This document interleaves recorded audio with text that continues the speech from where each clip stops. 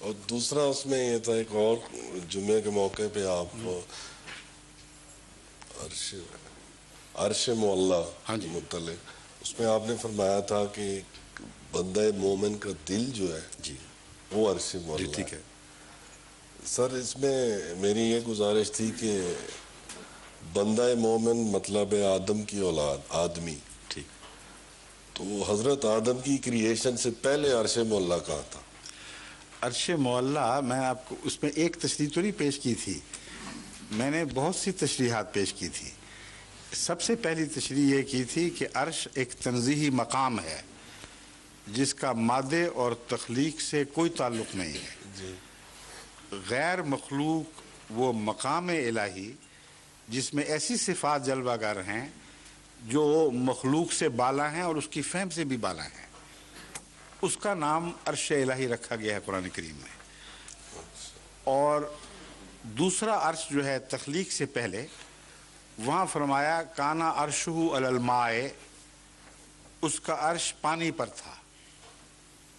اور پانی سے مراد مادی پانی ہرگز نہیں، بلکہ اس پانی کا ذکر ہو رہا ہے جس کے متعلق فرمایا وَجَعَلْنَا كُلَّ شَيْءٍ وَجَعَلْنَا مِنَ الْمَاءِ كُلَّ شَيْءٍ حَيٍّ، ہم نے ہر زندہ چیز کو پانی سے پیدا کیا ہے. تو عرش الہی کو ماں پر قرار دینے سے مراد یہ ہے کہ زندگی اس لیے خدا نے پیدا فرمائی کہ زندگی سے اس کا تعلق جڑنا تھا اور زندگی پر اس کی صفات اترنی تھی. اگر یہ معنی نہ لیا جائے تو مردہ چیزوں پر خدا کے عرش کا کوئی معنی نہیں جو سمجھ نہیں سکتی. اس لیے حیوان بھی سمجھتے ہیں، تھوڑی حد تک سمجھتے تو ہیں مگر کچھ کچھ. سب سے زیادہ خدا کی صفات کو سمجھنے والا انسان ہے، اور انسانوں میں سے وہ جس کو پہلا آدم بنایا گیا یعنی نبی، اور نبیوں میں سب سے زیادہ سمجھنے والا حضرت محمد رسول اللہ صلی اللہ علیہ وسلم ہے. بس عرش کا تعلق خدا کی صفات کی فہم اور ان کی اپنے اندر جلوہ گری کا نام ہے. اسی لیے خدا نے فرمایا کہ میرا عرش پانی پر تھا. جی. ورنہ پانی پر خدا بیٹھا ہو یہ تو عجیب سی بات لگتی ہے، مگر قرآن کریم کی آیات ایک دوسرے کے مضمون کو کھول رہی ہیں اور بہت ہی وسیع عارفانہ معنی ابھرتے ہیں. تو زندگی کا تعلق خدا کے ساتھ تعلق کے لیے ضروری تھا. اگر زندگی نہ پیدا ہوتی تو خدا تعالیٰ کی طرف سے جو سلسلہ تخلیق پھوٹا تھا وہ بے جان، مردہ، بے خیال رہ جاتا، وہ کچھ بھی نہیں ہے، اور خدا کی طرف لوٹ نہیں سکتا تھا. اس طرح جب انسان باشعور ہوا اور خدا کی طرف اس کے خیال دوڑے، اور راجعون کا عمل ہوتا ہے کہ ہم اللہ ہی کی طرف سے آئے تھے، اللہ ہی کی طرف لوٹ جائیں گے. بس عرش سے مراد بنا ہوا کرتی ہے، انحصار کو عرش کہتے ہیں.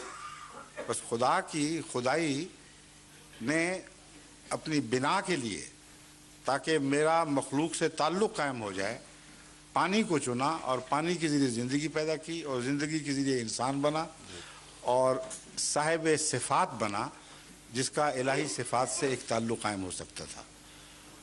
اور سب سے بلند تر صفات الہی کو اٹھانے والا اپنی ذات میں حضرت محمد رسول اللہ، اس میں کوئی شک نہیں. اس لیے میں نے یہ بھی عرض کیا تھا کہ قلب محمد مصطفیٰ صلی اللہ علیہ وآلہ وسلم سب عرشوں سے اونچا ہے، جسمانی لحاظ سے نہیں بلکہ جہاں خدا جلوہ گر ہو وہی اونچائی کے معنی ہیں. یہ عام طور پر علماء آپ کو اونچا یوں کر کے اونچا دکھا دیتے ہیں، یوں کر کے نیچا دکھا دیتے ہیں.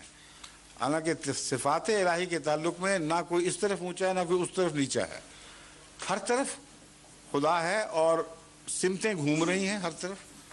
اب اس کو اونچا کہیں گے تو امریکہ والے نیچے ہو گئے، اور ان کو نیچا کہہ دیں آج کل آپ وہیں پہنچ جائیں گے جہاں آپ نے ان کو نیچا قرار دیا تھا. تو اونچا نیچا کی جو گفتگو ہے اللہ کے تعلق میں سمجھنی چاہیے. صفات باری تعالی کی طرف جو چیز حرکت کرتی ہے وہ اونچی ہے.